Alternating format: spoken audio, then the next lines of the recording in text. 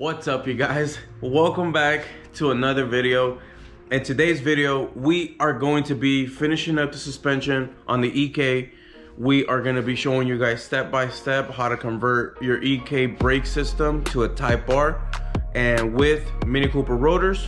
So let's go ahead and keep this intro short. I hope you guys enjoy the video. Don't go anywhere. Alright guys, let's go ahead and get started. These are our front control arms right here. Ktuned front control arms with GDEVELOPMENT Hardware. Man, I'm telling you guys, if you guys haven't seen GDEVELOPMENT Hardware in person, it looks really good. So let's go ahead and start the install.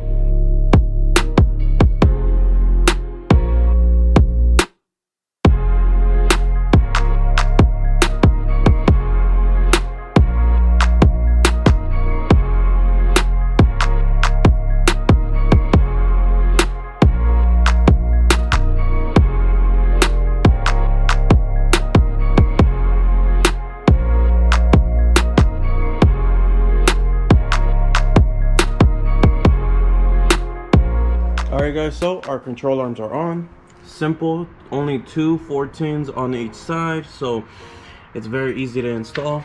Just let it hang right there. Honestly, it's not gonna do anything. The front control arms are done.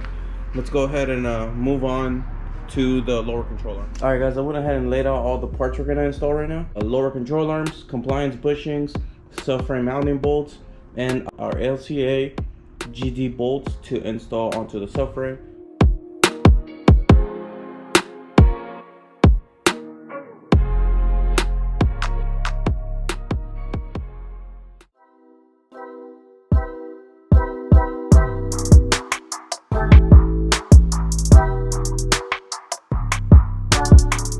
Alright guys, we went ahead and installed both lower control arms with compliance bushings. We ended up using our OEM hardware. It's going to be a combination of the EG hardware and a couple of the EK. That's what it looks like. So let's go ahead and move on to the front suspension.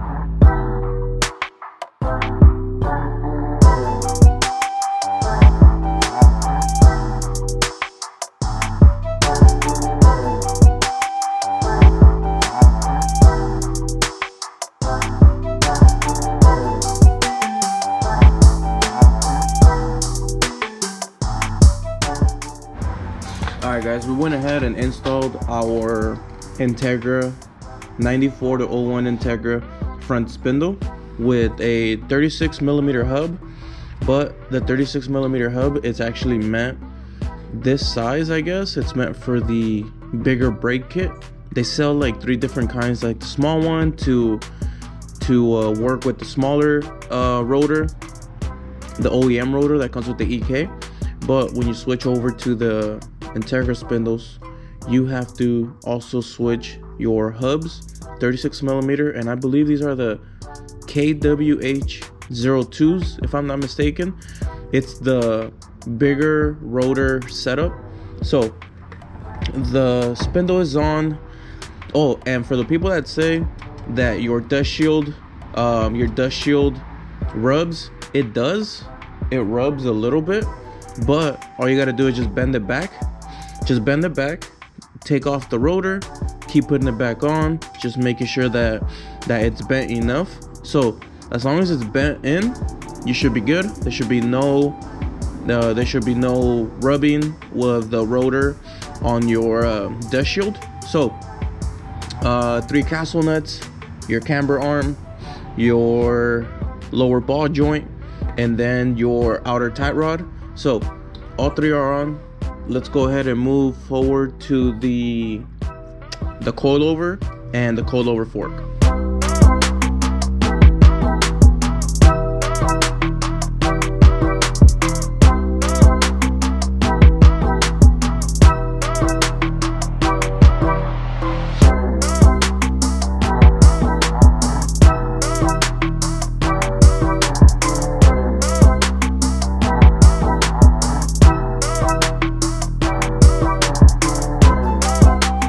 Alright guys, we went ahead and installed our Ktuned K1 street version coilover with, I believe it's 32-way dampening.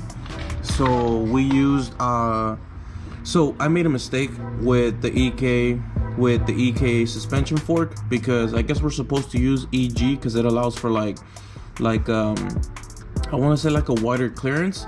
So what I did, I ordered not new but OEM EG or DC forks. Though they should be here soon. It's an easy swap, 1 bolt, 2 bolt, and that's it. Just take it off real quick, switch it out. So that shouldn't be that big of a deal. So we'll take care of that whenever I receive those parts. But for now, just for mock-up purposes, we're gonna go ahead and leave the OEM EK fork on here. So the coilover is on, guys. Honestly, these Ktuned K1s, I feel like I made the right choice. A lot of people said to go with the Skunk Tube Pro STs, but I heard that those after a while are kind of trash. not saying anything bad or whatever, but they said that the Ktuned K1s are kind of like that, but a little better. Whatever, we'll see. But overall, guys, it looks really good. So we have our Integra 94-01 Integra Spindle. You can also use the, I believe it's 99 to 2000 EX, as long as it's able to acquire or accommodate the big rotor, or the big caliper, I mean, you should be good. Hubs, which is the KWH02s, OEM dust shields. You don't need them if you don't want them. If you don't want to use them, you don't have to run them. I just ran them just to kind of stick to the whole OEM thing. And then so we have, I think that's it, right? So next, let's go ahead and put on our rotors and start with that process.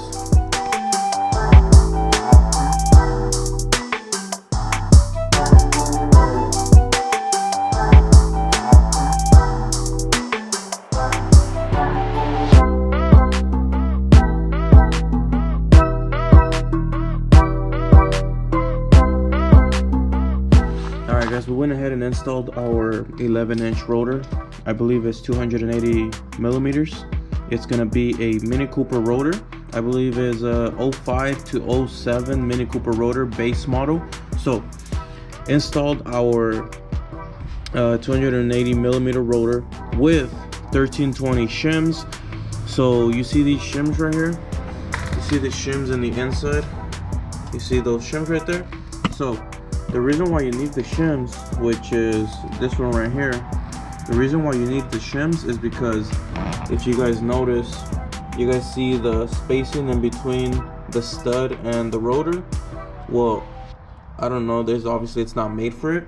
So what 1320 made, they created these shims right here. So these shims, they go into here. If you guys see, that one's on there. Let me take this one off so I can show you guys.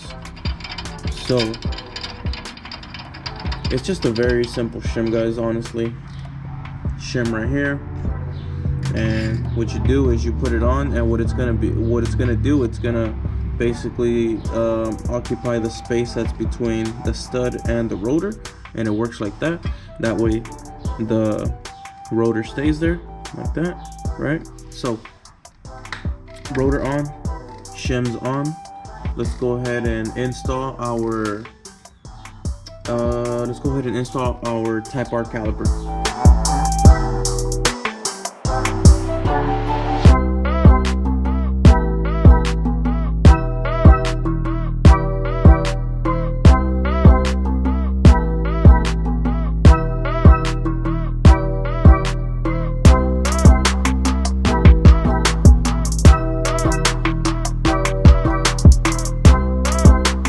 Alright guys, I went ahead and installed the Type-R caliper. So obviously you guys can see everything mounts, the clearance is there. So this is how it looks. I believe I painted these on a different blog. It's called Galaxy Blue or something, but you guys can see how like at like different angles it'll transition to like a different color. It's like light blue right there. But once it starts going like more this way, it turns like purple, like a purple hue almost. So that's the reason why I painted it. I just wanted to be a little different other than using the normal silver Type-R calipers. So I feel like they came out pretty good. Clearance is there, fitment's good. So now I believe we're done. We're just gonna give you guys an entire rundown of how to run the big brake setup on EK or EG or whatever, basically transitioning over from your normal brake setup to the big brake setup. So let me go ahead and give you an entire rundown. All right guys, so rundown for your big brake setup. So you're going to need EG or DC 2 lower control arms. You're going to need DC2 or Integra from 94 to 2001 Integra Spindles.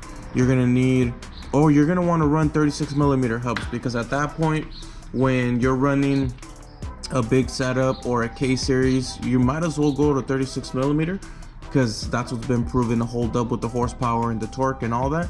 So 36mm hubs.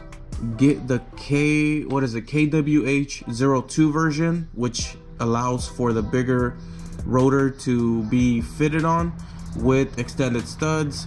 You don't need extended studs, but just in case, in case you're gonna need to use a spacer or something. So Integra 94 to 01 spindles. You can also use I believe 99 to 2000 EX.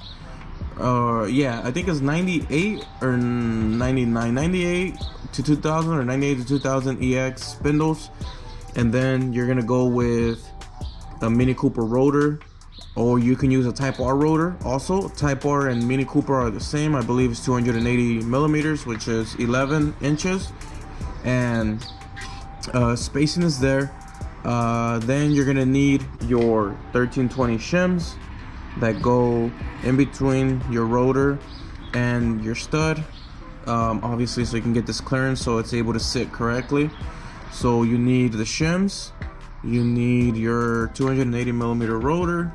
Then you can either use Type-R caliper, I believe you can use CRV caliper, I believe Integra or Acura Legend calipers also fit. I think the piston is a little bigger on the Legend. I've seen some track people use those. So that's your setup, guys. Oh, and then also you're gonna need EG. You're gonna need EG coilover forks, because those are wider. It allows for clearance for the axles. So it's gonna be EG lower control arm, Type-R caliper or CRV caliper, Type-R rotor, 1320 shims, Integra or Civic EX spindle. It's gonna be it for the front. Let's go ahead and go over to the back and explain that. All right, guys, let's go ahead and explain the rear setup to you guys, which is way more simple than the front. So for the rear, all you're going to need is 94 to 2001 Integra rear trailing arms and your Integra rotors. I also went ahead and just got brand new hubs. Might as well, you're already there. New hubs, new bearings, new dust shields. So yeah, that's it for the rear. Simple setup. Integra rear trailing arms. I believe it's a 10.4 rotor, if I'm not mistaken. I think it's a 10.4 rotor. And for your caliper, it's going to, you can either you can use a variation. You can use the Acura Type-S caliper, because for the bracket, the Type-R caliper does not mount up to the non-Type-R Integra rear trailing arm. It does not line up. It's smaller. So what I'm doing like a hybrid version. I'm doing Type-S caliper. No, Type-S. Yeah. I'm doing Type-S caliper bracket, but I'm doing Type-R caliper. So the Type-R caliper mounts up to the Type-S caliper bracket. I just decided to do that because, in my opinion, it seemed like the Type-R rear caliper, I guess, piston was a little like beefier than the Type-S. So that is gonna be the setup for the rear. The reason why I didn't install the calipers were because I still need to paint them. So I kind of lagged it on that. But this is a very simple setup, guys. All I'm missing is the caliper. But by using the Type-R caliper with the Type-S bracket, you're able to use the left side on the left side and the right side on the right side. Some people decided to run Type-S calipers and flip them from right to left and left to right, and they're not able to use an e-brake. I'm sorry, but come on, guys, honestly, do your research. Listen to people who have actually done it, and it'll work. Type-S caliper bracket, Type-R caliper, Integra rotor, 94 to 01 Integra rear trailing arm, and that's gonna be it, guys. Simple setup. So now I'm gonna go ahead and finish up the rest of the setup, put some wheels on it so I can drop it and see what it looks like. So let me go ahead and finish that up, and I'll show you guys the end product. All right, guys, that's gonna be the end of this vlog. I hope you guys enjoyed the vlog. Very easy work. Just a quick recap of what we did, right? We did rear suspension, front suspension, rear brake setup, front brake setup, and other than that, that's it, right? Did I show you guys the wheels? I don't know, but the wheels are right there. I'm pretty sure if you guys follow me on Instagram, you guys seen the wheels, rep MF10s. Guys, honestly, I'm not gonna spend $4,000 on wheels. I'm not going to do that. I mean, at least not yet. But I am waiting on a set of real wheels for the EK for my Connect up north. He ran out, they were discontinued, all this other shit. I should have bought them when I had the chance, and I didn't. Whatever. But very simple setup, guys. Honestly, very simple, very easy to work on, very straightforward. If you guys have any questions, let me know. Other than that, like I said, I hope you guys enjoyed it. Yeah, that's it, to be honest. Very easy, right? Very easy work. Nothing hard about it. Very straightforward bolt-on stuff, especially when everything's new. Everything just bolts up, right? Everything just bolts up. So if you guys have any questions, comments, concerns, let me know in the comments below, or DM me on my Instagram. I always link it, not link it, but I always put it in the comment section. Not in the comment section, in the info or the drop down, whatever it's called. So I hope you guys enjoyed it, right? And like always, you guys, we're in this together. Keep your head up. I'll catch you guys on the next one.